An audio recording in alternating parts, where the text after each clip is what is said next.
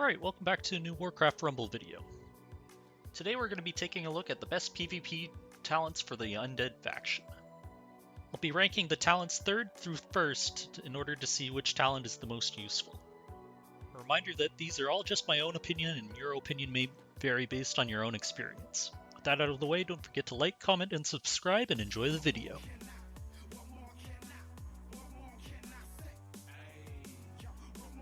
Starting off, we have Cheat Death, and at number 3, it's Apocalypse. Affected skeletons resurrect at your base when they die. This one's pretty dex specific, and it doesn't really help you for the in-the-moment fights that you want to be using Cheat Death for.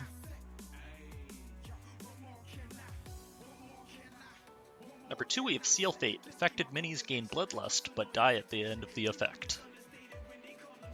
This talent's pretty useful, as it makes your unit's last stand even more effective to get the job done. And really, dying at the end is a fair trade-off for the effect that it gives.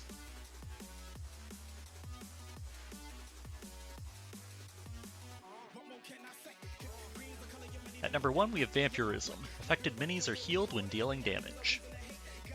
This talent's great as it completely transforms the spell into having your units actually survive well into the next fight by self-sustaining themselves, and not being 1 HP by the end of the effect.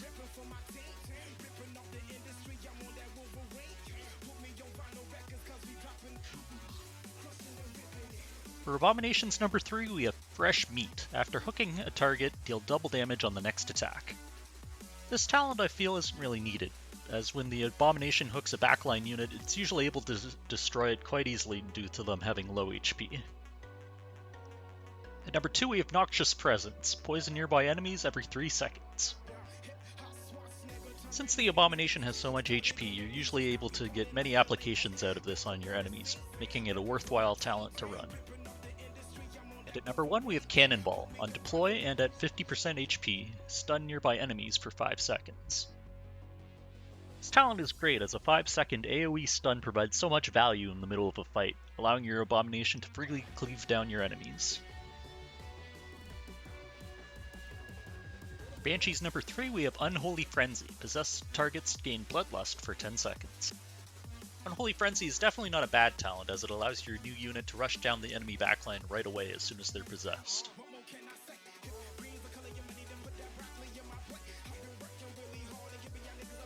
Number 2, we have Soul Eruption. Possessed targets detonate on death, dealing damage to nearby enemies. This talent's great, as most of the time you'll be possessing a frontline unit, which will turn right around and go into the opponent's backline and blow up. Number 1, I have Will of the Necropolis. Fully heal the possessed target. This talent makes your Banshee a lot more consistently useful in more situations, as possessing a low HP unit to just turn around and die doesn't provide much value.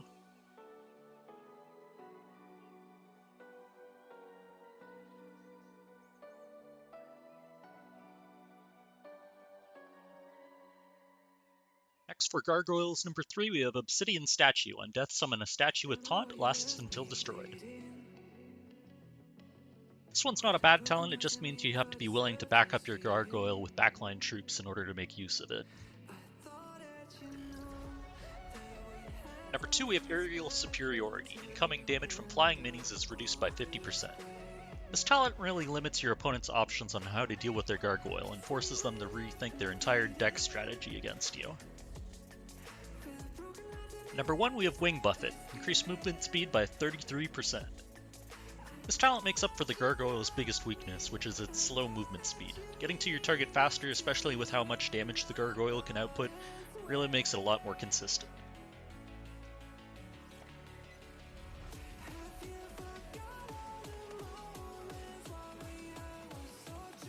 For the Ghouls number 3, we have Ravenous. Cannibalizing grants Bloodlust for 10 seconds.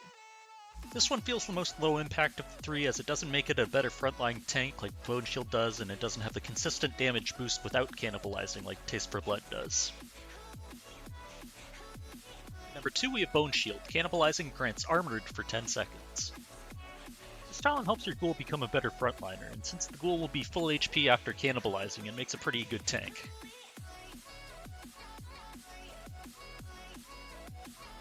Number 1, we have Taste for Blood. Deal 50% additional damage to enemies who are below 50% HP.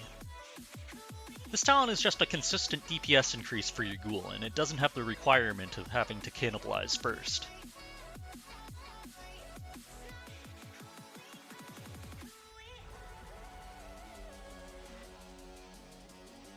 For Meat Wagon's number 3, we have Filet Trebuchet, increased bombardment range by +2. This talent, I feel, isn't really needed, as you're already outranged nearly everything in the game, and including towers.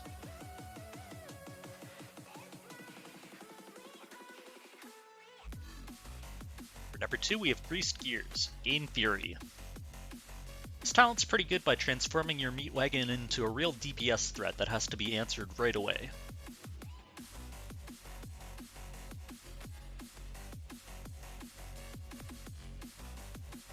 Number 1, we have Meat and Bones. Every other attack summons a skeleton instead of dealing damage. Creating your very own frontline to delay the opponent is a great trait to have on such a squishy unit such as the Meat Wagon.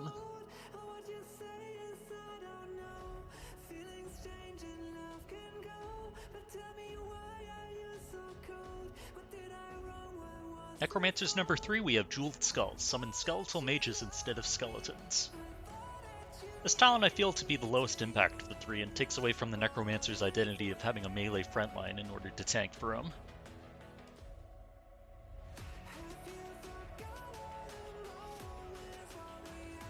Number 2, we have Breath of the Dying. On death, summon 5 skeletons. This is a great talent to make sure you consistently get value out of your Necromancer, even if he ends up dying early on in the fight.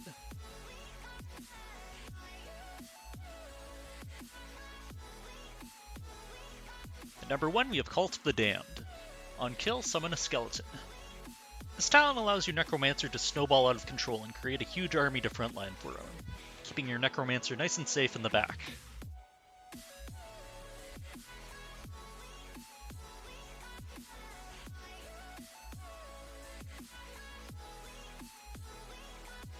Number 3 for Plague Farmer is Parting Gift. On death, summon a pumpkin. When touched, it poisons nearby enemies. This one I feel to be too low impact, and will take effect most likely after a fight was actually even happened.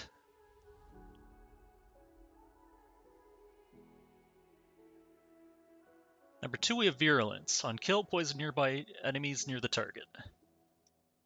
This talent is alright, as you'll likely be firing right into the middle of an enemy pack, so the poison becomes a nice bonus to have.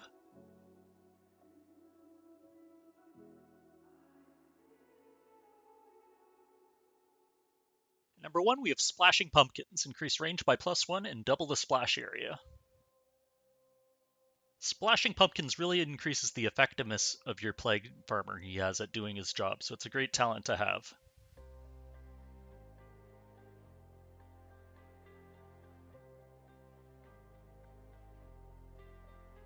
Number 3 for the Skeleton Party is Ritual of Rhyme. Summon 5 skeleton mages who guard the deploy location. This one I find to be the lowest impact, as they're just too easy to AoE down, without providing much value to you. Number 2, we have Corpse Run. Gain +1 level for each deploy after the first. Maximum +3 levels. Not much to say about this one other than it consistently makes your skeleton party stronger throughout the match, which is never a bad thing to have. Number 1, we have 5-man. Summons a skeleton tank, rogue, priest, and 2 mages. This one just increases the overall power and effectiveness of your skeleton party, having a better and stronger combination of units.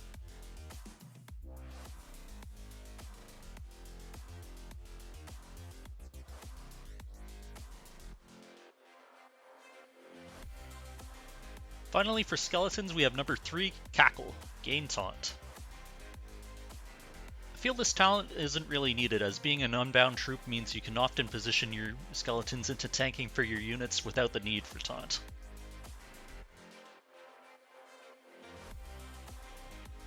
At number 2, we have Exhume. If deployed near a tower or meeting stone, deploy an additional 2 skeletons. This one's not bad, but it does limit you to where on the map you can be fighting with your skeletons, therefore taking away some of their utility. At number 1, we have Questing Buddies. 1 skeleton gains armor, 1 gains resist, 1 gains stealth. This talent consistently makes your skeletons more powerful, therefore increasing their effectiveness always throughout the match.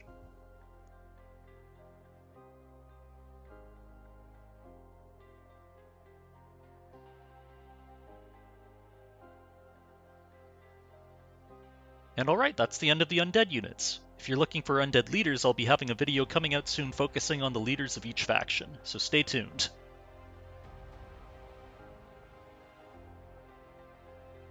As always, thank you so much for watching, and don't forget to subscribe for more videos.